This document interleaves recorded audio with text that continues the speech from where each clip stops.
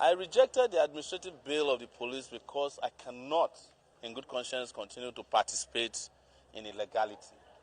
The courts have made it very clear that the police have no right to grant administrative bill that asks for civil servants to own, first and foremost, 100 million naira houses, which is a crime. That's corruption. To stand bail for me, who is an employer of labor. I'm a publisher of an internationally renowned news website. I have people who are hired in Nigeria and abroad. I'm not a civil servant. In fact, I'm an uncivil citizen who is against all kinds of corruption, and I've spent my entire life fighting against corruption. So to now ask me, to insult me that I should provide a level 17 director who had not, who had not gotten employment when I was fighting for democracy in 1992, to now ask the president to come and stand shorty for me is the biggest insult. Even if President Bola Tinubu had appeared as my shorty, I would have rejected that very laughable, frivolous, ridiculous, and I dare say stupid bail condition. If the court in its own wisdom decide that they want my passport in their coffers because it's a very special passport, that's a different issue. But we must continue to reject the impunity of the Nigerian police and their officers who will just invite you and then ask you to deposit your passport. I'm going to bring a level 17 civil servant. Even by the civil service rules, there is no level 17 officer. Because a level 17 officer in the civil service is a permanent secretary who is politically appointed by the president. So you expect such a person to come and stand shorty for Sowore. I'm not being arrogant and I'm not bragging. But, you know, in 1992, when I was a student leader, Tinubu was a senator. And I was more powerful than him in the Nigerian society.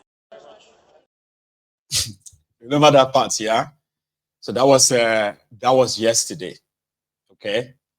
So then today, when the bill application hearing, was concluded and the ruling was given earlier this morning on arrival for that.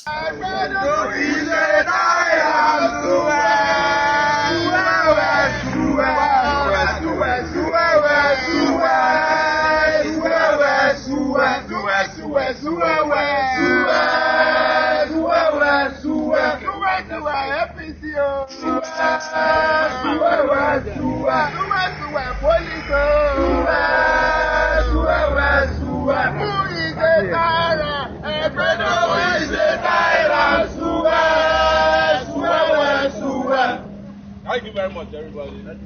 Asuta continua. Victoria Santa. Revolution.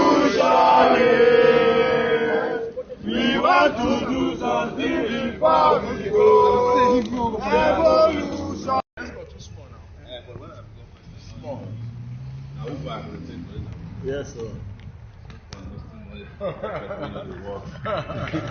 of the job of friends can be done on the laptop. Exactly. I'm bad too.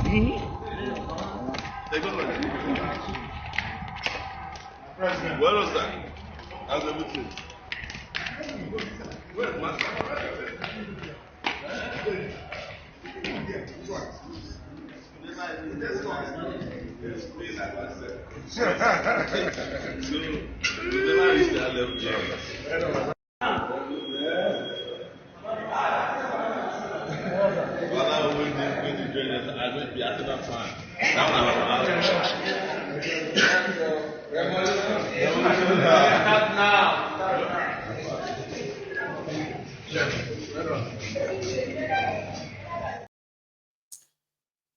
And then, after the the ruling of the court, so they still had to give him a 10 million naira bail condition, submit his passport, and on his way out, which was like almost the first part, right? So he said this.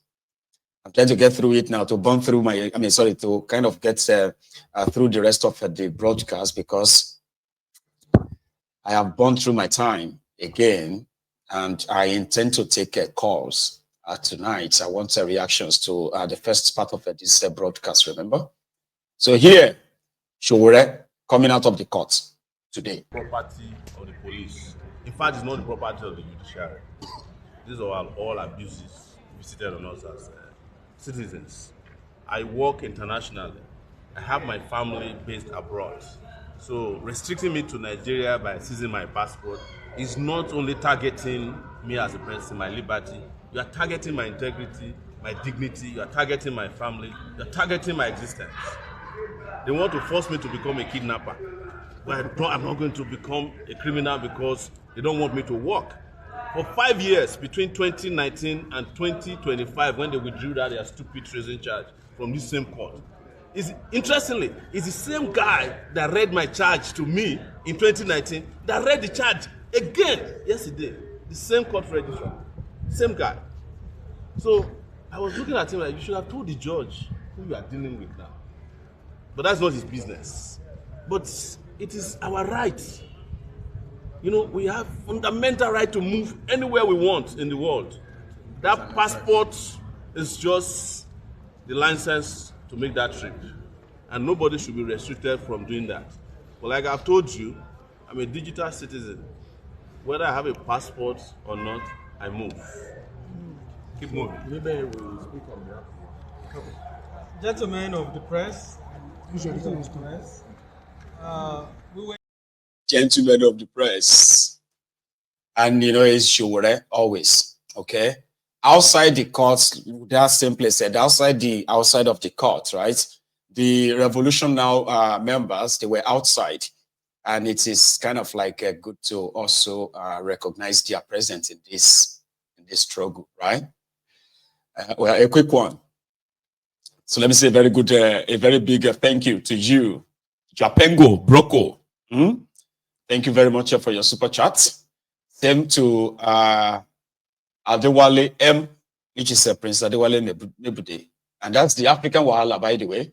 And I also got your, that's some cup of coffee, by the way. African Wahala, God bless you, bro.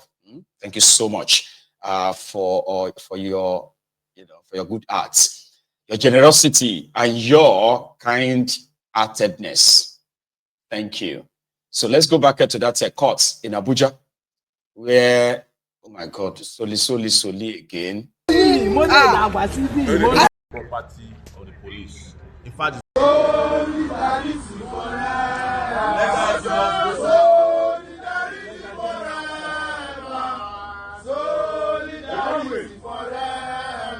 we shall always fight for. You are a leader. You are a leader. You are a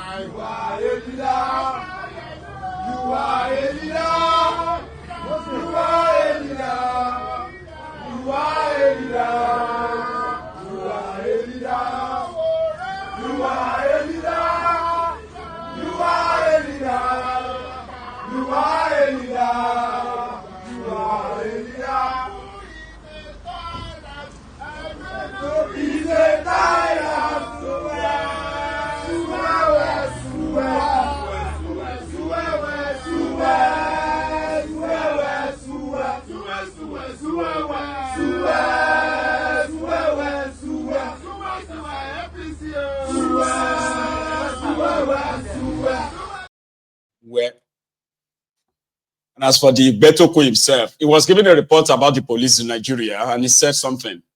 He said, the police in Nigeria is currently poorly funded, and also that only 20%, I'm not sure whether he said only 20% of the police in Nigeria have life insurance, or only 20% of the vehicles, the police vehicle in Nigeria have insurance.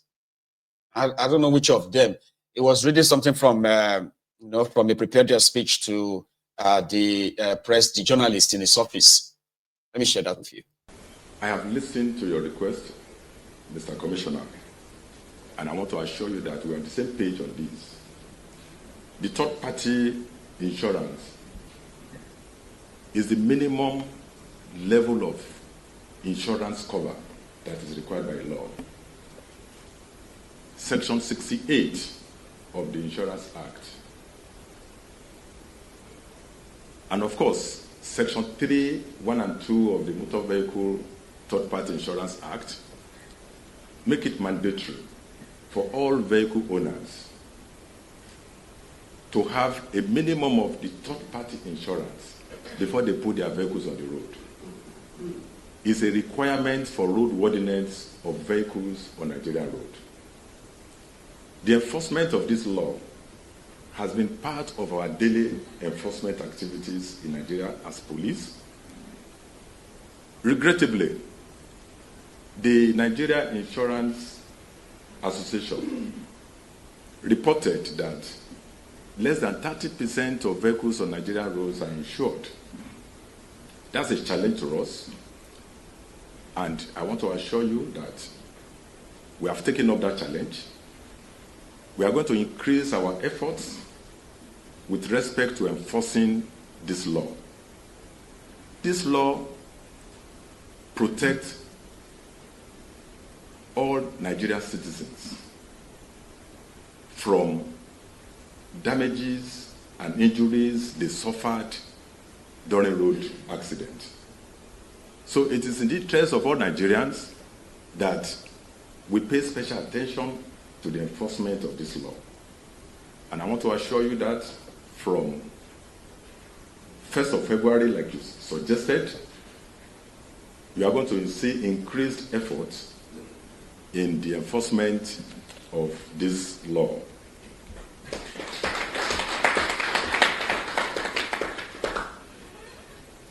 The enforcement of this law has numerous benefits.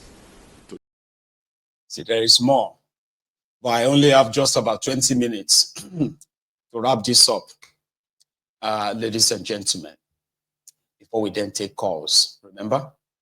So let's quickly stop by in Rwanda, or in Rwanda versus, because things are getting more and more interesting now, okay? On this issue of Eastern Congo, it is believed that the Congolese government, under the Sekedi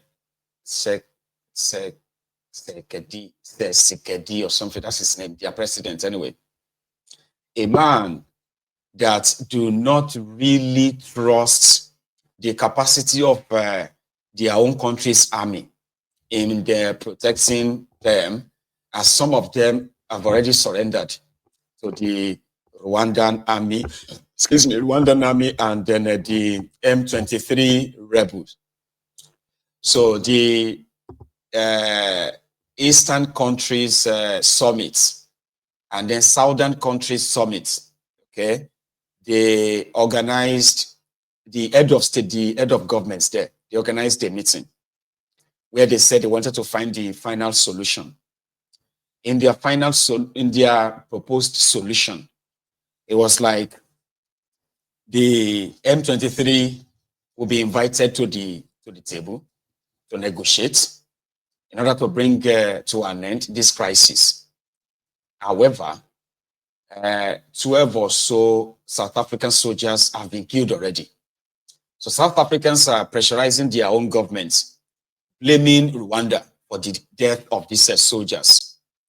They are even taunting Rwanda. Taunting Rwanda that they are going to invade, or they should invade Rwanda. That Rwanda is just a small country compared to South Africa. Anyway, when these leaders met, led by the guy from Kenya, Ruto, and other East African, Central Africa, and South African leaders in attendance. They are to meet again, by the way. However, after the meeting,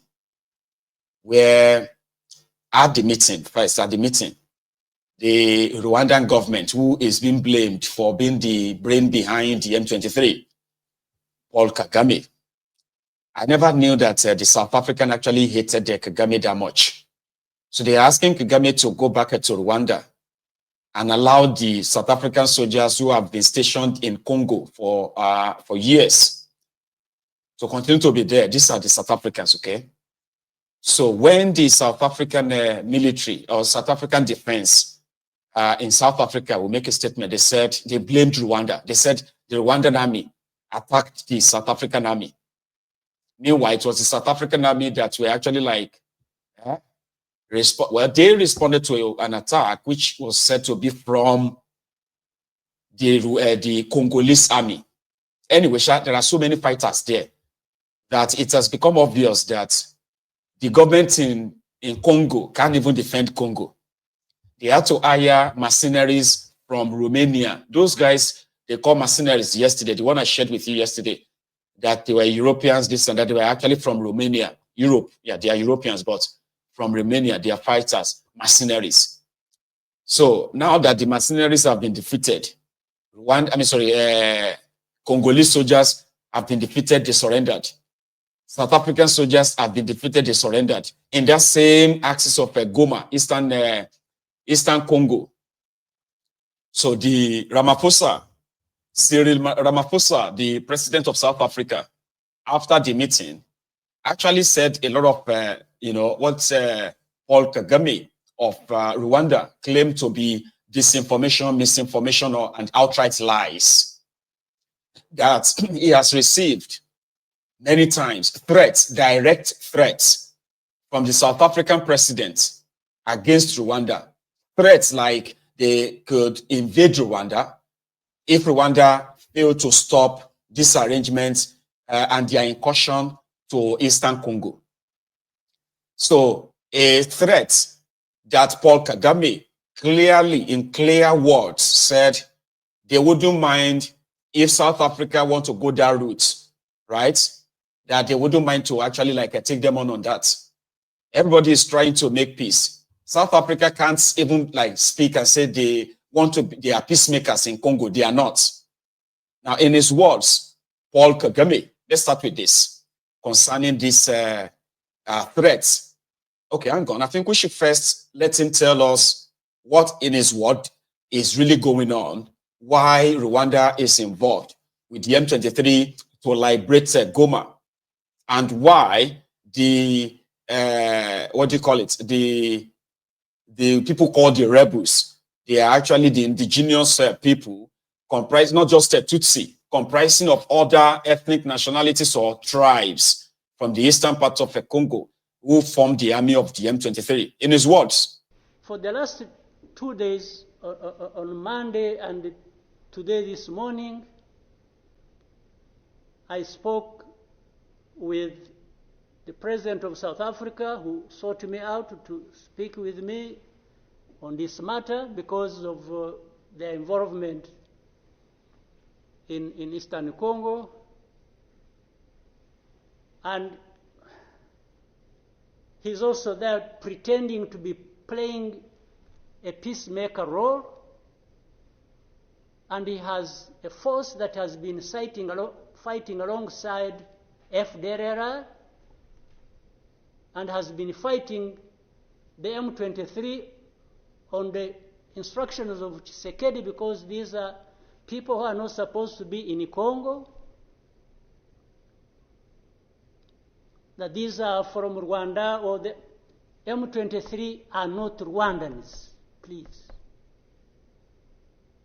These are Congolese, and one time he accepts it, then another time he says no, part of it is yes, and then the other part is from Rwanda, and these are he keeps on going. And how do we, leaders of our own countries, accept this to go on forever and just accept that we shall be manipulated by Tshisekedi or whoever is supporting him? And South Africa dares even issue threats about what is likely to happen after that, and so on and so forth. Of course, we will see what threats they are talking about. Maybe they should have done that exactly for which they have been issuing threats. They should have done it to clean up the mess in Eastern Congo, or to fight back those who have been trying to clean up the mess. So then you have the whole international community just confused. They talked about Rwanda, they talked about the Nairobi process. Honestly, even here, maybe you will help me